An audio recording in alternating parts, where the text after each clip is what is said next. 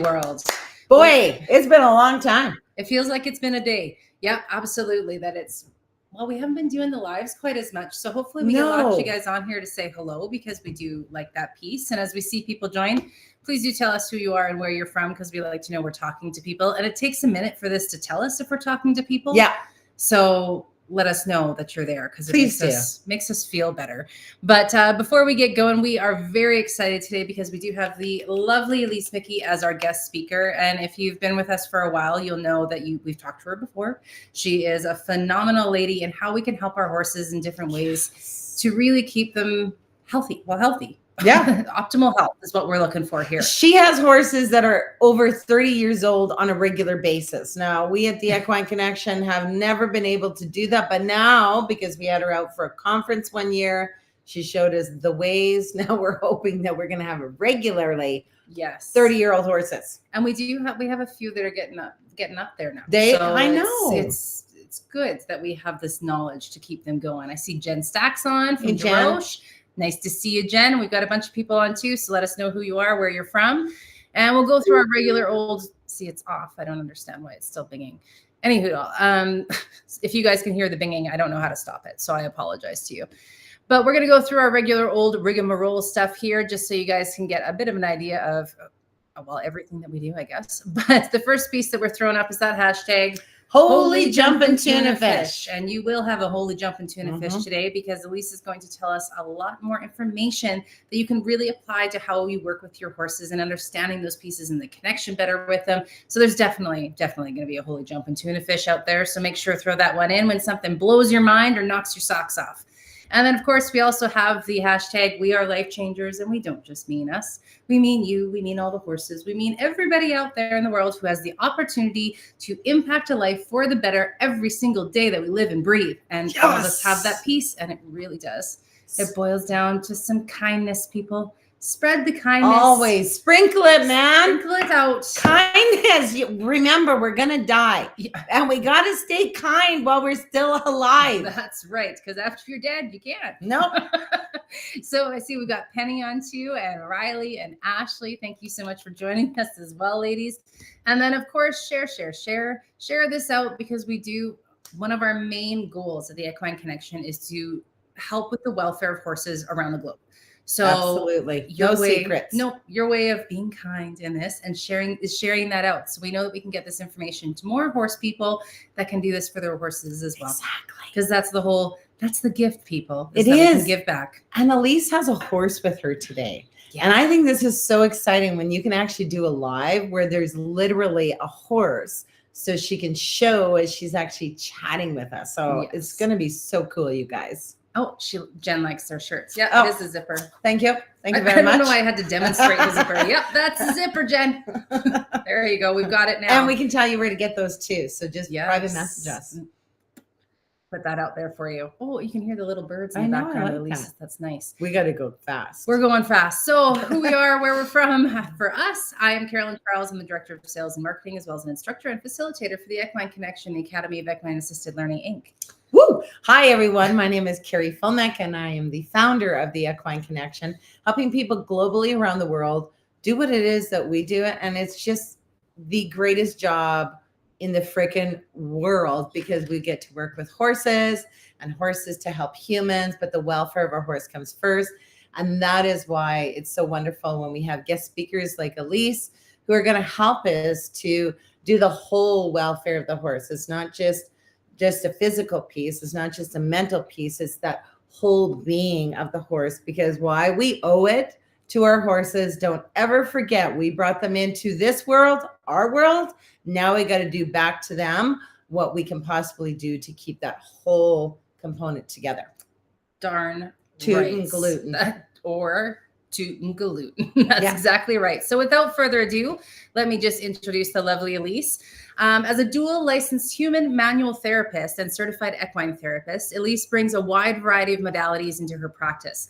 She began her career as an exercise psychologist, having completed her bachelor's in kinesiology, then went on to obtain her registered massage therapy license. She has since gone to complete the diplomas in equine therapy, equine craniosacral, and equine osteopathy. Elisse also owns and operates her own NBCAMM. That was hard. Elise, you're gonna have to tell us maybe what that means after. Approved continuing education school where she offers courses for other therapists and horse owners, and she is currently training in equine dissection in order to be able to open her own lab in BC, Canada. Elise's treatment philosophy revolves around holistic strategies for managing both equine and human well-being, and she is a passionate advocate for the welfare of the horse, which is why she's with our us. Girl. That's right. So we're popping her in. That's here. right. And Elisse was also certified at the Equine Connection too. And this is how we got to meet and love our Elisse.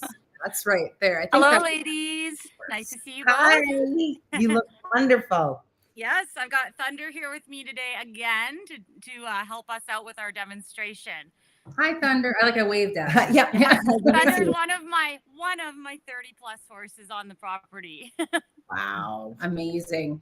Well, hello, sir. And we are so excited to have you, Elisse. We always learn something fabulous from you every time we get to chat. So tell us, we've been focusing a lot about connection. And I know we mentioned that to you when we were talking about doing this live. And we think that understanding how our horses work and how we can better help them is a big part of that connection as well. And we're so excited for the different things you have to show us today. Yeah. Well, today I wanted to talk about the diaphragm. As you know, diaphragm is super important, which we're going to get into today. Why I'm bringing that up when you asked for me to talk about connection. So there is a huge link between the diaphragm and our ability to connect with the horses and our ability to connect with ourselves. So I love working with the diaphragm because it promotes a lot of good sensations between you and your horse when you understand how to effectively work with it. Yes. I like it. I love that. Oh, someone said can't hear Elisse. Oh, but then the next person said I can. So okay. Okay. We're good. Okay. Let's just make sure that everything's up high. There it is. There we go. No. There we go. So sort of leading into the connection piece too, I know that you guys got to experience my teaching you how to receive consent from your horses before you're working with them.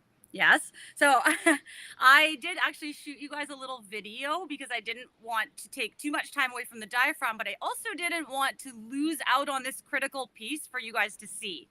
So Yay. I sent you a little 1-minute sort of video giving you a demonstration of how it is that I go about asking my horses and client horses for consent.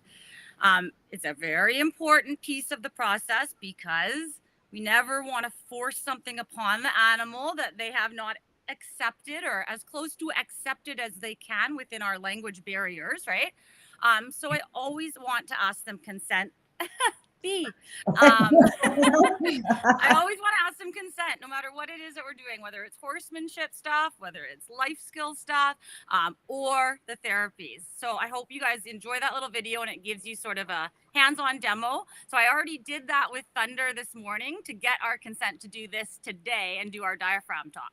Fantastic. And then we'll be able to share it out with all of you who are joining with us, right? Yes. We'll let you guys know how to get that. How to get it as we go on here. Okay. Thank you. Okay, awesome. So knowing that we have consent, we're going to head into today now. So first things first, I want to talk about what is the diaphragm. Okay. I think most people have heard about the diaphragm. This is a muscle in our body, but do we really understand why it's so important and why I'm spending this entire half an hour today to teach you about it?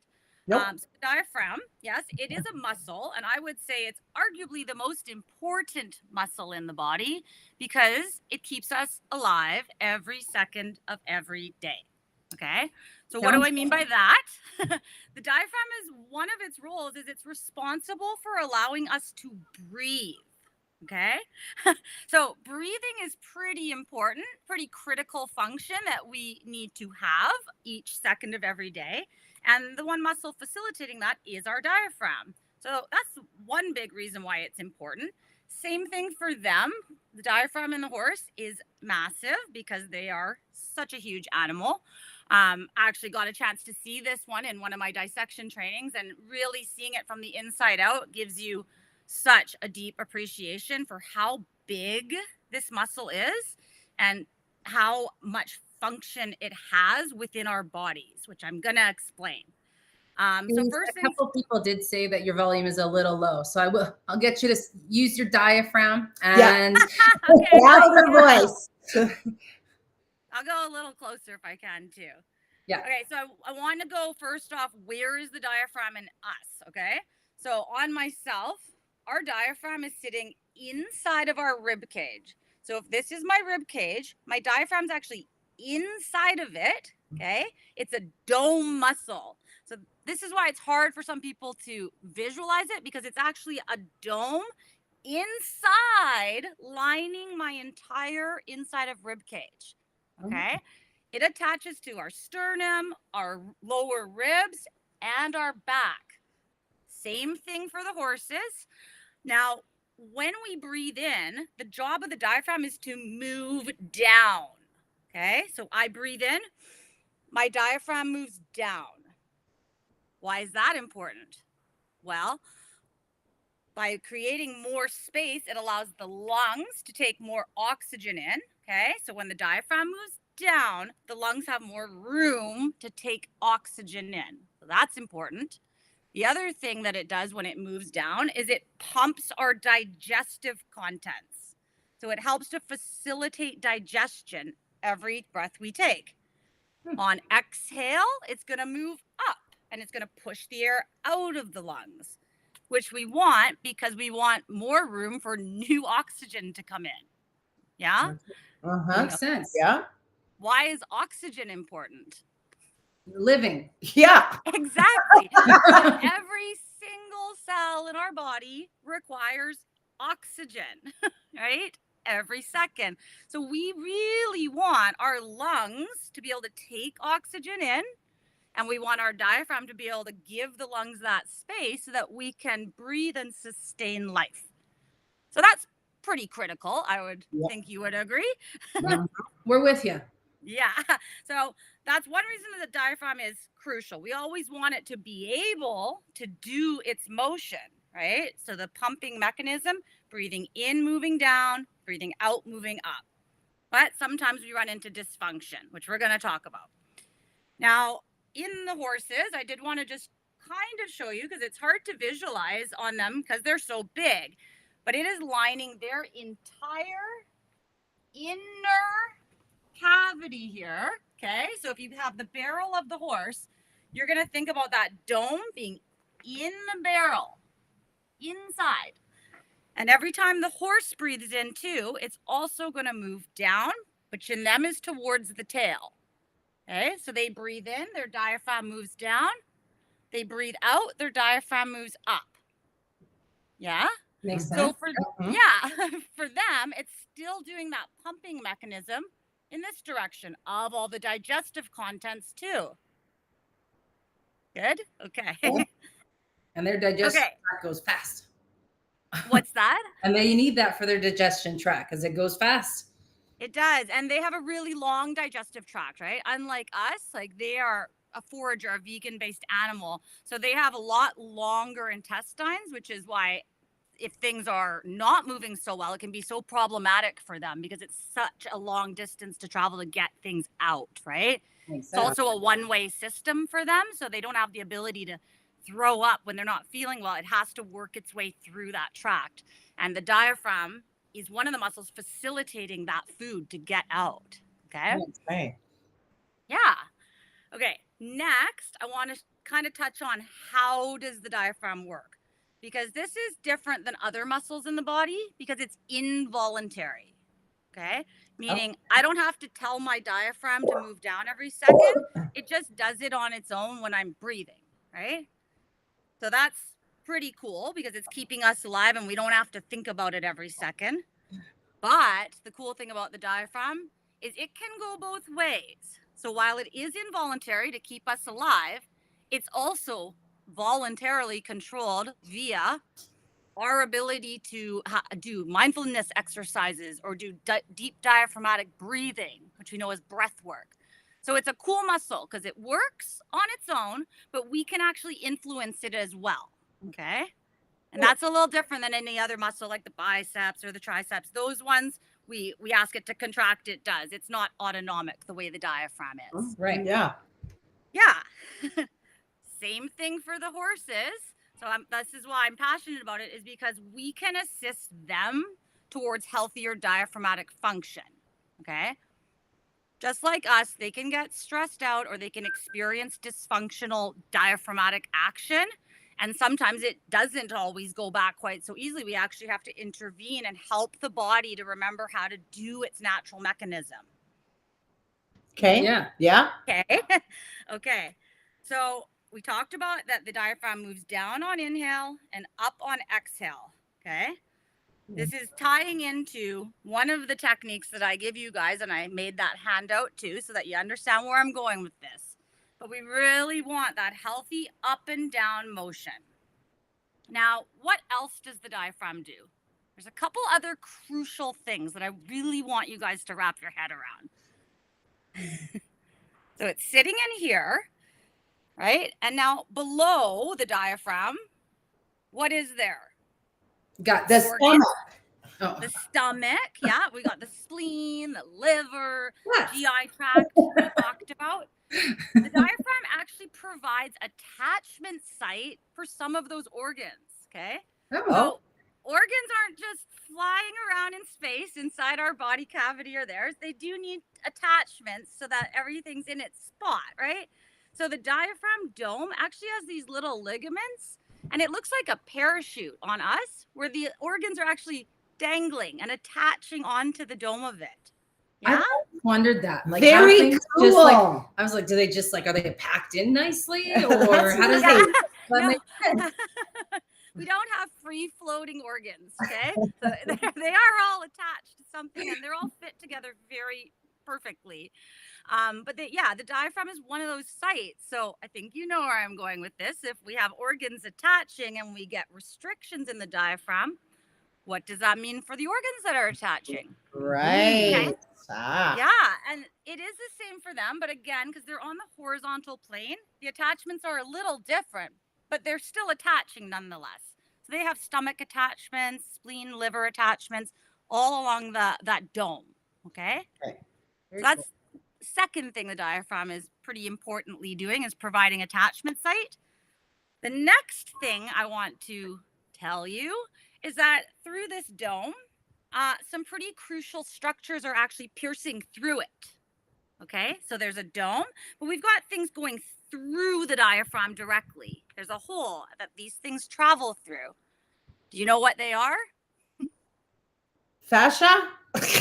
No. Well, No. yes, everything's covered with fascia. We've got our esophagus, okay? So the throat, which leads to the stomach, okay? Yeah. So the esophagus goes through the diaphragm. Ah, Through it. of course. Another thing that goes through it is our aorta, which is the biggest artery in our body that feeds everything below. Wow. Right? So see all those nerves and blood vessels. Okay. Yeah. Yes. So that's what our blood supply to the lower body, right? That aorta is going through that diaphragm. Okay. Mm-hmm. Wow. And one other important blood vessel is our inferior vena cava, which is the big vein that takes the blood away from the lower body. Okay. So we've got arteries, veins, and the esophagus going to the stomach, traveling through the diaphragm. Wow. Wow. Who knew? Right? Who knew? Wow. I did. Yeah. This is why I get very, I take it seriously when horses have shallow breathing, because it has such a global effect on many things for these reasons. Mhm. Yes. Okay, last thing that is very important about the diaphragm, which is going to relate into our talk on connection, is that it has a direct connection to the nervous system. Okay, how? I'm going to explain. I'm going to try slowly. So, so under the ribs, okay, so we have our ribs here. Same for them. They have ribs here, here, here, here. Okay, so this is their rib cage. Underneath the ribs, there's these little neurons called ganglions, and the ones under the ribs are the sympathetic state neurons. So these are our fight-flight neurons, okay? And I know you guys have talked a lot about the different sympathetic and parasympathetic states and why that's relevant. So here's another piece of how that's relevant, is that when we breathe in, our ribs also open up, okay, to allow the lung space. When the ribs open up, it pushes on the sympathetic ganglions and it ejects adrenaline. So we get a little shot of adrenaline. Okay. That's why when we take a deep breath in and you hold it for a sec, you almost feel energized, right? You get this up, euphoric, energetic feeling. You breathe in. We're getting our rib heads pushing on those ganglions that are stimulating the release of adrenaline, fight, flight mode state. But then we breathe out. The rib heads become lax and the parasympathetic system is activated.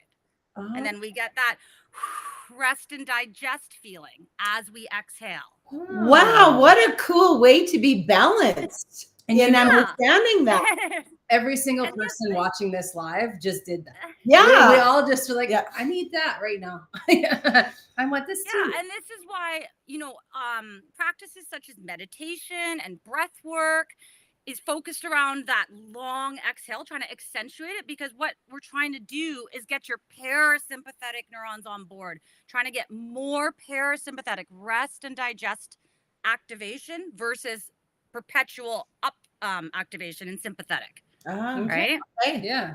So this is really important, right? Because where do we sit if we are riding our horses? Right? So we'll be sitting over the ribs, which in the short term is okay, but we don't want them perpetually having adrenaline output due to perpetually being in a sympathetic state. Yeah? Okay. So that's one thing that relates with our horses. The other thing I wanted to make note of is how posture is going to affect what we just talked about with those neurons. So postural state and the way that the horse is choosing to stand, or the way that they're trained, or the way that their environment is set up, can cause less than optimal positions for those neurons. Okay, I'll explain. So when the horse's head comes up, like so, what that does is it drops the rib cage down. So it counters it. The head comes up, the rib cage comes down. When the rib cage comes down, guess what gets pushed on? The diaphragm. That and those sympathetic ganglions, the fight, flight, ganglions. Yes. Right? So this is why we don't generally want our horses inverted postures for long periods of time. Because adrenaline. Yes. Yeah, right? And over time, too much adrenaline leads to too much cortisol, leads to a whole host of other issues that we won't get into today. Got it. But that's one way that posture can affect it, and one way that environment or external, such as our riding, can have effect on the diaphragm. Okay? Very cool. Yeah. So what, right? So what can we do about this? That's probably our next question. Well, I just said one thing is watching out for postures. So one of my I always recommend this is making sure that you have varied feeding stations. So we don't have only high nets, only low. We want different positions to facilitate different postures in our horses. Okay? No posture is good posture. Okay. That's another saying too. We never want to be in the same position for extended periods of time. So I like to have different heights so that the horse will just naturally select hay up top, select hay down low, select hay at a middle sort of zone. So that makes ensures that they're not ending up inverted for many hours of the day when they're just living their life, day-to-day life. Okay. Okay. Number 2 recommendation I have is, so what do we do about this if we think our horse has a shallow breathing or has contractures in their diaphragm, is we want to promote that movement. So daily movement. Thunder's just releasing lots of air here. Okay. Because of what we talked about with the pumping. So when we walk, okay, us and them, when we walk in gait, the diaphragm has to have more oxygen. So it's going to make a larger movement because we're walking now. So we need a little bit more oxygen to sustain the walking, right? What happens when the diaphragm has more range of motion is we get a bigger pumping mechanism for the organs. So like a massage almost. And this is why, this is one of the reasons why when your horse is colicky, one of the recommendations is to try to walk it a bit, right? So we're trying to get some pumping going on and see if perhaps it's a compaction, in which case it may pass, right? Oh, that makes sense. Yep. Yep.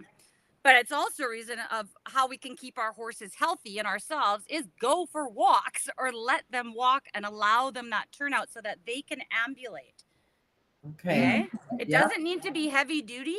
Just a regular walk increases the diaphragm sort of activation 3 times the amount. So it's going to move 3 times as much just at a walk. Wow. That's crazy. That is. Yeah. And that's simple enough, you know, go for a walk. It's Yeah. good for you too. So Yeah. Fine. yeah, it's one of the reasons I spend a lot of time walking them, and then why I made a track system at my place, because we have a very small property. So I wanted to know, how can I stimulate them to move frequently on only a couple acres? Got it. That's smart. Yep. Yeah, the track system's been really, really helpful for that, among many other things such as their feet and their joints, right? Okay. And then the last thing that we can do is we want to be cognizant of our own regulatory state when we are with our horses. Okay.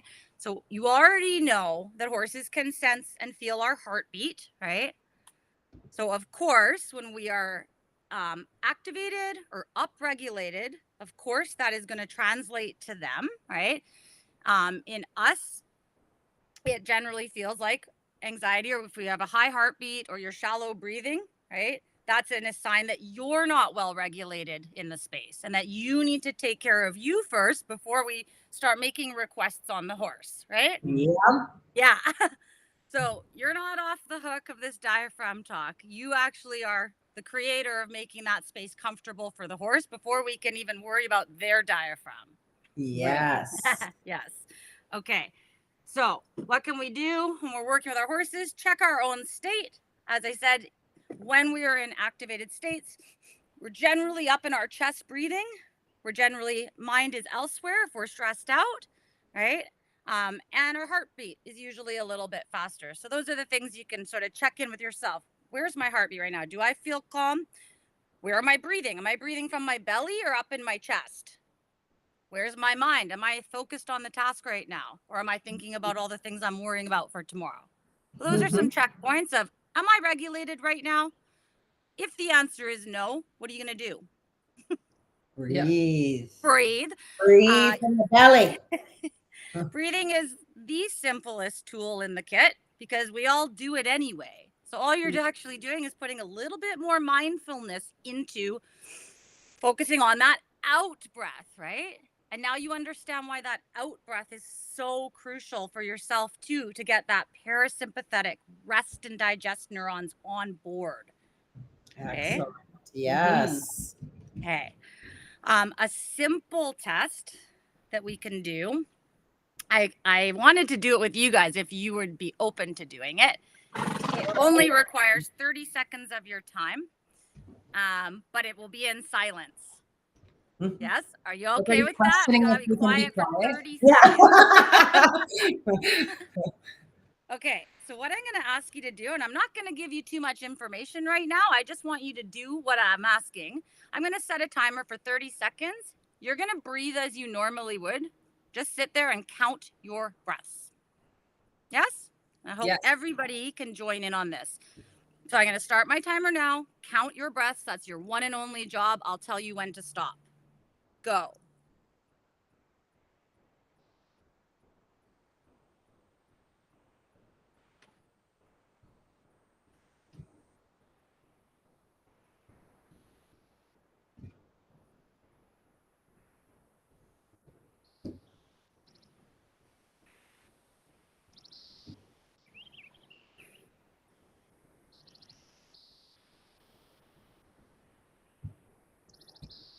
And stop. Okay, I'll ask you two. What number did you get? Carrie first.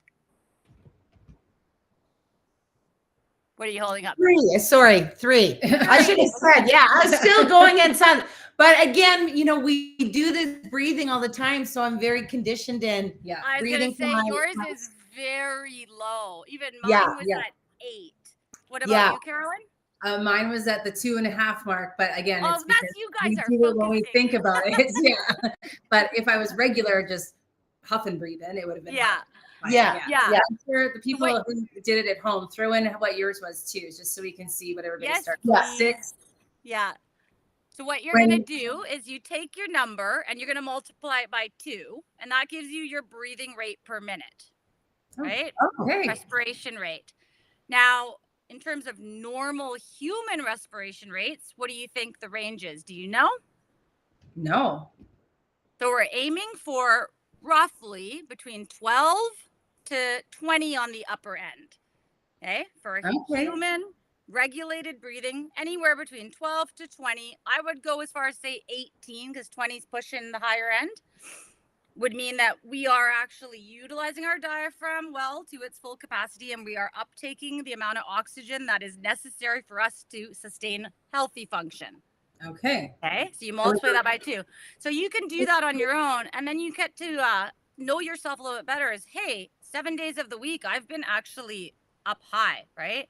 So, okay, I need to work on that. Or, oh, I was only up high that one day when I was stressed. Okay, so I recognize that and I can work through that. But it's really interesting when you keep track of yourself, you start noticing where you kind of are at on a regular basis. And sometimes it's not down as low as you think. Interesting. Yes. And everybody else commenting is like 6, 6, 3, 7. So that makes a little more sense there too. Yeah. Yeah. And they multiply by 2 and they're kind of in that lower range. But when you're activated, it's actually quite a bit higher, right? If you think about when you're stressed or you're nervous and you're breathing heavier and you're thinking and you're sweating. Yeah. That's you're running. Yeah. Moving. Getting the horses fed. Everything would have to be higher, because I wouldn't be even breathing from my stomach when I'm doing those normal, natural things, right? Or as conscious. No. Yeah. But running and exercise is different. You are allowed to be higher than resting rate. Okay. But if you're at a resting rate that's over that 18 to 20, that's an indication that we've got some, dysfunctions happening in our respiration or our cardiorespiratory function. Okay, very cool. Wow. Okay. Now, Nice. next what you can do, since everybody passed that test, is now we would be allowed to go and work with our horse, and we could take their respiration rate too. Oh. Okay. So for the horses, there's no exact formula where you put your hands, but they have their diaphragm covering that whole barrel, like we talked about, on the inside. So anywhere on their barrel, I like to go roughly here and maybe on the ribs. Okay. What you're going to do is you're going to place your hands on your horse and you're going to feel for them breathing. So you're going to feel them breathe in, breathe out, breathe in, breathe out. And you're going to do the same thing. You're going to set your timer and count their breaths. Okay. And then when you get to 30 seconds, you multiply it by 2. Now, do we know what a normal respiration rate for a horse is? Hint, they're bigger than us. They're bigger than double the amount. Other way. Right, because that's right, and it's even our pumps very slow. Is it everything 6 to 12 or something like that? Very close. I mean, it is a range, but it's again like 8 to 12, 8 to 14. Some texts will say, but it's lower than ours is sort of the takeaway because they're bigger. Yeah. So they're having a bigger pump, more blood getting out through the system, and being uptake. Yes. Makes sense. Generally, the larger the animal, the lower the respiration rate would be. Right. As well, very athletic horses and humans will have a naturally lower respiration rate due to their training, right? Their conditioning. Wow. Okay. Cool. So that's a fun one to do because you can check your horse and you may be surprised what you find there too. Horses with very high respiration rates, that's something that we want to work with, right? Because that means that they're in a more activated state perpetually, which we don't want. No. So what you can do, my simple exercise for that is just the exact same position that you were in. Okay. So when you're feeling them, you go back on, and what you're going to try to do is sync up with their breathing. Okay. So even if theirs is shallow and quick, you're going to still try to sync up with it. And then you're going to suggest a little bit slower one. Okay. So you're going to adjust yourself and your own breathing, and you're going to stay with them and see how they feel about that. Oh, Very I like cool. that. Here's connection. Oh, that's It's a fun huge one, too, 'cause connection. I want you to do it at least for 3 minutes. You want to spend time there. You want to think in, settle yourself, ground yourself in, and just focus on the breath together. Try to sync up with them, and then watch and see what unfolds. I'm not going to tell you. Woo! This is exciting. I want to go do it right now. Thunder, jump through the screen. Yeah, come to us, Thunder. Thunder's like, this chick's crazy. Yeah. Yeah. Yeah, so that's my simple baseline. Like, hey, you don't need a manual therapy degree for this. You're just trying to sync up to the breathing, and then you can recheck it after and go, oh my gosh, it came down. Okay, I was effective in helping to co-regulate with my horse. Wow. Yeah. Very cool. I love that. this. Good. Oh, I hope yeah. it's easy enough, less challenging than the heart. Yes. Right? And, you know, I can even feel like how that would even keep you as a human so present, so mindful, so Grounded. being there, and even being so aware of how breath is going. Like, what a therapy treatment for us as humans with these precious beings. Love it. Yeah, it's one of those sneaky ones because I'm asking you to do it in focus, but what that does is brings you into the present moment of your body in relation to theirs. Yeah. Totally. So great. Oh, thank Yeah. you. Phenomenal. Yeah, I that's love it. huge. So that's what I had for you. I also made that PDF sort of giving you a summary of those main things we talked about today. And then also, I am so crazy about this topic. I have a small online course on it too, because there's just so much about it that's really fascinating. I shared some of the most fascinating things, but there are other ones too. So you guys can check that out, but that's in the PDF link. And beautiful. So yes, okay. So then how are they going to get this? how you guys are going to get this is, first of all, I just want you guys to all know I threw up Elisse's website at the bottom of the screen there, so you can go visit her if you're interested in the courses as well. To get the gifts that she's giving you today, I want you to comment ganglions. No, I'm kidding. I want you to comment Elisse in the comments, and I will private message you guys the gifts that she has asked, or that she has given us today. So if you want those, spell it right. But if you spell it Spell wrong, it right, and don't forget your consent. That's right. You Yes, always must get consent. Love that consent one. And then you'll always ask for consent doing anything. And in all reality, Elisse, wouldn't you even ask consent when you're taking your horse for a ride? Oh, yes. That's the big consent question. Yeah, Right? definitely. And, you know, sometimes they say no. And we got to be okay with that. Yeah. But you get to say no. But we got to listen to that, and we don't just say, oh, no, you didn't mean it. And then see, then the welfare is now broken, and even the trust is broken because you didn't take the time to listen to me. Mm-hmm. Yeah. Okay. Absolutely. When I learned that, was riding became a lot easier in that sense. Because if they said no, we didn't proceed with that day.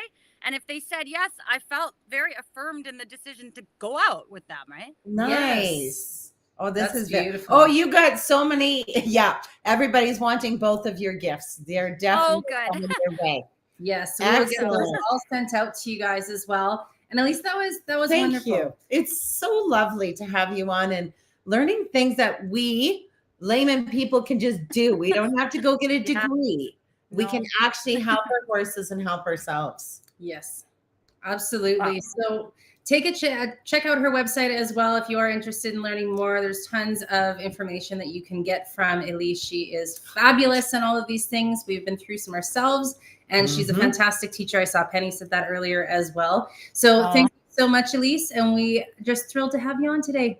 Absolutely. That's awesome. Thank you so much for having me back again. It's always absolutely. We love you, girl. Yeah, we appreciate you.